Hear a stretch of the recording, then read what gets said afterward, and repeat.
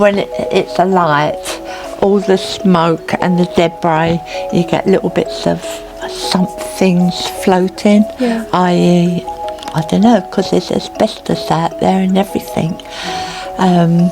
So all the smoke will blow this way, so everyone has to shut the doors and windows and everything. Behind me is what looks like a normal field, but it holds a dark secret. A toxic landfill that stretches up to 3 stories underground and has been burning on and off for up to 20 years, releasing huge clouds of smoke that blow over the town of Rainham in Essex, where we've come today. It's the smell. It smells very toxic, and it just makes you not want to go out in your own garden, basically. It's just like a smog in the air, and it's quite musty out there. Scary. It is, because I don't know what's there. The government, as far as I'm concerned, they want this, is it sort of like, what do they call this, eco thing, where cleaner air? But they're not even thinking about people that live around this area that have got extremely bad illnesses and conditions. And how long do you think it's been going on? How long have you had the cafe here? I've been here 19 years, and it's been going on, I'd say, over 20 years, easy. I think the thing that bothers me is, you know, when ULEZ come in and it was extended to our area, I think it was last year or the year before, you know, we were forced to go and buy a new car, you know, because my car at the time wasn't ULEZ compliant. That Launders Lane's always had a weird sets of fires and things. And it really, really bothered me, because I just thought, hold on a minute, I'm a law-abiding citizen, I'm not going to do anything to break the law. So I've gone out and had to purchase a new car, which I could have done without, because of this, you know, ULEZ, which is supposed to be to promote cleaner, better air. Just hope something can be done about it. Yeah. Whether it will do in my lifetime, I don't know. Yeah, I live in an area where there's just constant smoke and, you know, potential danger, and I can't even open my windows. Some of the residents are worried that breathing in the toxic smoke from the landfill is even making them sick. So we've spoken to them to find out how they're being affected and what they want to change. You see the firemen, and if they're on cranes, are just standing on the hill looking down. I think they can get anywhere near it though. Yeah, that fire's getting pretty bad. That's the boundary border cemetery, and that there is Spring Farm Park, where all the kiddies play. Hopefully it don't get anywhere near there. Scary times though. The firemen won't go on there at all, because if you fall in a hole, that's it, you're gone.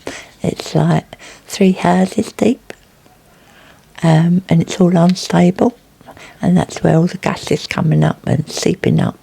And then when it gets too hot, the fireman's been over there, and there must have been a gas cylinder down there, got too hot, blew, just missed a fireman's leg. So they just refused to go over there. And that's why they do it along the road on a crane shooting over, but it stops all the traffic, you can't move, you can't go anywhere. I haven't got an answer. I mean, I'd like to put a bomb on it and blow the bloody thing up, and with a big bubble over it. Yeah, we're protected. Yeah. But at least you find out what's at the bottom. So the field where the landfill is called Arnold's Field, and it's on a kind of A road called Launders Lane. And it has a bit of a checkered past. It was originally a quarry, and then in the 90s, it was a legal dump. And then in around 2004, the council ordered an abatement notice. No more rubbish can be dumped here. But people continued to fly tip and leave toxic materials like asbestos and tarmac and concrete and things that people don't even know what's in there. Honestly, our fire brigade is amazing. Like, they, you know, kudos to them. They do such a great job, and honestly, every summer I just see them. They are just so busy. But I can't imagine a firefighter, and obviously I don't know, but I can't imagine anyone want, you know, when you go to be a firefighter, you want to save lives. You know, you want to go to burning houses, or you know, you do things like that. And I can't imagine it's too much it's not what they expected. All they're constantly doing is going to a field and putting out a fire, you know, and I'm sure that wasn't their career aspirations when they took a job as a firefighter. In around 2012, the former owner was actually arrested and put in jail because they found a sort of underground labyrinth of drug tunnels where he had buried these shipping containers and had cannabis farms inside. They were apparently guarded by dogs and guns, and it was a whole kind of illegal gang den thing. Weird. You know, we've had instances where, you know, on a summer night it's hot, you leave your window open, and and we know not to do that, but one night we did fall asleep, and then we woke up at like 2-3 in the morning and our whole bedroom was like full of smoke. And this is a constant thing. And it's just other things, like in summer, like you don't want to plan your kid's birthday party, you don't want to do a barbecue or have people around because you just don't know what kind of day it's going to be. So it's really tough. I have been invited to join the UK landfill campaign, which is run by the Truth About Zane. So Kai and Nicole Bangbola are the parents, loving parents of dear Zane Bangbola, who died as a result of, they believe, hydrogen cyanide gas that came through a historic military landfill when water flooded their house from a field behind their house. And we want justice for children up and down the country, so not just in Launders Lane, but to be part of a wider campaign to bring justice, because currently, you know, the reason I'm struggling so much in this, the reason this is such a David and Goliath case like others around the country, is because the current UK regulations are just woefully inadequate. So we need change. We need policy level change. We need an investigation into. What would that look like? What would stronger regulation look like? So Zane's Law campaigns for public registers held by the Environment Agency as well as local authorities that are regularly updated and transparent. So the Bangbola family had no idea that there was a contaminated site nearby. So like I say, the risk is largely unquantified, unknown, and people deserve to know where they're living. They need to know if there's a landfill site near them, and the dangers of that presented. And ultimately, they need powers. The Environment Agency and local authorities need powers to remediate. My name's Margaret Mullane. I'm the Member of Parliament for Dagenham and Rainham since July, first time MP. And previous to that, I was the previous MP's office manager, John Cruddas. Sounds like a case of like everybody sort of passing the buck onto somebody else. Well, I think, you know, we live in times where councils have got no money and budgets are pressed.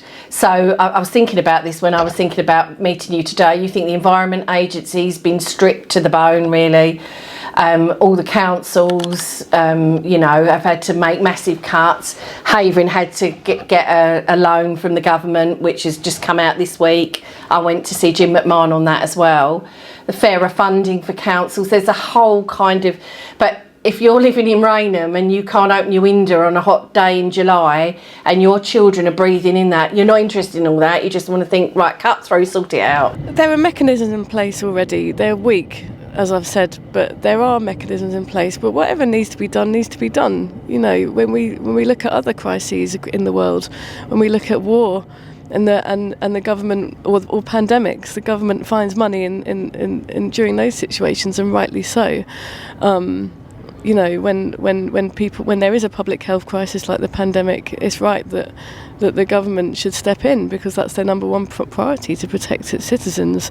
This is a health crisis too, but it's not being treated as one. So yeah, if contaminated land and then associated contaminated water, polluted air was treated as it ought to be, then we would be doing our duty to protect children across the UK. That currently isn't happening, and that's what that's the wider context in which in which this Launders Lane campaign sits. Because I think there was a trend of thought, quite a few people have said it, why can't Havering compulsory purchase it? Because they can't, because they've got no money. Okay. But who's to know if it was in different times and money was plentiful, that might be a different decision, mightn't it? There's a film that's come on Netflix about... Oh, I just saw that, Toxic Yes, something. yeah, and it's interesting, the chat on the social media is, straight away, the people of Rainham have said it reminds them of Launders. Really? So I'm gonna, yeah. Well, so with so many of these things of toxic air and toxic Yes. land, there's like that you were saying about, you know, if it was a really wealthy area, or if it was a kind of area with a lot of attention on it, then it would have been fixed. A lot of these places, it's kind of more maybe poorer people or more vulnerable people who are. I think that is the case. Stumped with it. Yeah. I think it's the poorer areas, but I also think as well, the elected officials step up. They elected the councillors and the head of the council and MPs, and so you're looking to them. That's their job, that's their role. And if the agencies aren't performing and they're not answering people, they're not doing things, that's your role as well, really. So I can only speak on what's gone on previously, that this has been allowed to get to this point. For me, what does that say? Yeah. Okay. Amazing. Thank you. Thanks so much. It's a big thing for me, by the way. Then I had a scan and I had lung cancer. I thought, well, where did that come from? And then... all of a sudden you had lung cancer? Yeah. Oh my God. And then 6 months later, my dog was always out here. He got lung cancer. He got cancer and we had to put him down. That actually broke my heart. So it's the being locked up. And even if you can't see smoke or anything, you can still smell and taste things. It gets in your throat, up your nose. It's like the invisible enemy. You can't see it, but you know it's there. Oh, so sometimes you can see the actual flames as well? Yeah, that's just behind my garden here. There's a ladder there I always keep, so we can have a look, see if anything's going on.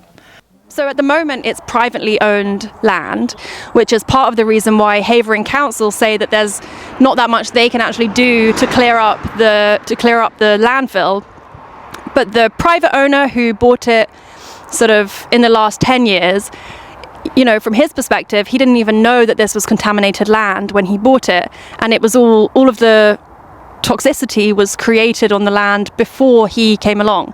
So there's a bit of a case of everyone passing the buck to each other in terms of whose responsibility it is to actually clean this up, who should pay for it, and who's responsible. I think it keeps just carrying on. I've been to a couple of the meetings, but it just seems to be carrying on. People arguing whose fault, and so I'm not really sure what's happening now with it all. You said it affects your breathing. Yeah, I've got bad breathing. I'm under the hospital Okay. with it. And do you think that that's partly to do with the smoke from the fire? Yeah, I do, because I've never smoked or that, so I do think it's to do with that, yeah. We've also got a monitor out there constantly, 24 hours a day. And if that turns orange and then red, we know the atmosphere outside is really bad. So everything's locked up, even if we can't smell it, you know, or taste it. That machine knows something's in the house. I think the worrying thing is, at the moment, we just see it as like a bad smell, a bit of an inconvenience. We close the windows. But my worry is that we don't understand the full-term effect. Like, are we going to be, without sounding dramatic, I mean, it isn't dramatic, like in 10 years' time, are we all going to be diagnosed with like some sort of lung cancer, or, you know, is my children going to have this long-term problem with breathing, etc.? We just don't know. We're just stuck out in the middle of nowhere and we don't matter, basically. Yeah, I've got to go, my bus is... Thank you, Kathleen. Thanks so much. Nice to meet you. Bye. Do you feel angry about it? Yeah, but where'd you put your anger? You know, you either sit here and stew, you know, or make the best of what you've got at the moment. Yeah, I'd like to slap a few people, but then, like, if I got away with it, I would.